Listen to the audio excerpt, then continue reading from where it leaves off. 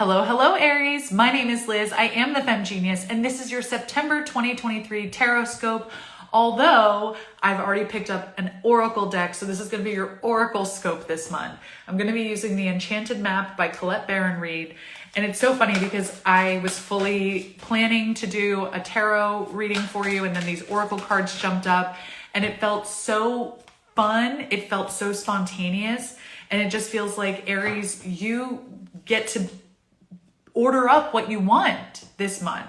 You get to make things easier on yourself, or just shift things to be like, you know what? I've been going through this same routine over and over and over again, and I just need a little shake up before I burn out, or before I start feeling like I'm not paying attention to what I'm doing, or I'm just kind of, when you're going on autopilot. That's the phrase I'm looking for. So it feels like there's this sense of becoming more active in your decision making, and not just kind of going with the flow, or going out of habit, or going out of I just heard going out of style. Like, all of that's going out of style. Okay, it's time to breathe some new life into your experience here. And the cards that are coming out are all talking about this, actually. So the first one you have is the Bone Collector. The second one is Follow the Leader, Gentle Gardener, Wizard of Awareness, and Coming to Life. And this is really what's happening. This coming to life is kind of the energy over this whole month for you. Is how is it that I want to be experiencing life, and how is it that I'm going to be coming to life? How do I allow myself to make space for what I'm becoming? How do I make space for waking up and being a lot more active in my daily life, about not just kind of being like, well, I get up and I make the coffee, and then I go to work, and then I go to do this, and then I come home, and then it's time for life to stop being beige. It's time for you to live it in full color.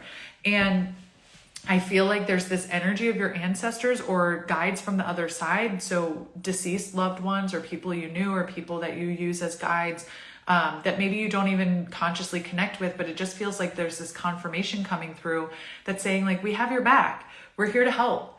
As you're coming to life, like, we're sending you our blessing, because the way that you live is also healing patterns that they had to hold. So there's this really neat, this is bigger than you. I'm like, no pressure, but it feels like you have the support of like 1,000 generations behind you. And they're just saying, like, we've got your back. We see you. We see the work you're doing. And this is a great month to like do some journaling or do some meditating on what does it mean to be the Bone Collector? What does it mean to be a living relic of your bloodline, of the energies that came before you, of all experiences that you've had in this lifetime or others? What does it mean to integrate the wisdom from that, and to be able to shed and release in your own way? And you're not responsible for I don't want to at all give you the impression that you're responsible for shedding or releasing anything for any generations before you. You are not.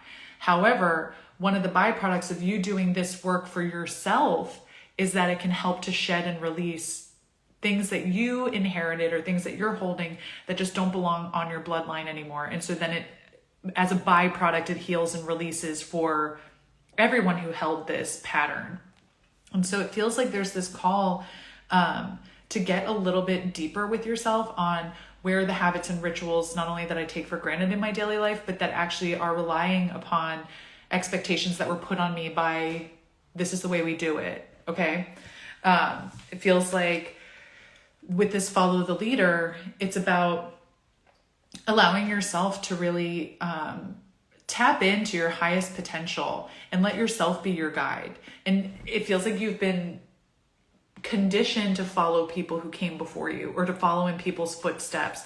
And it feels like this is actually calling to like question that and say, like, who are these leaders? Are these people who you would want to change places with? Really? If we look at it, are these people that you would be like, I'd rather be in their shoes with everything that entails?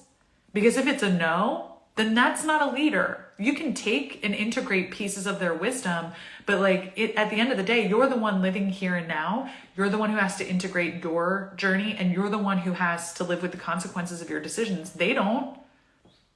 So it feels like allowing yourself to really cultivate your own energy, cultivate what's important for you, and allow things to unravel, allow yourself to move from a place that ignites your light from within.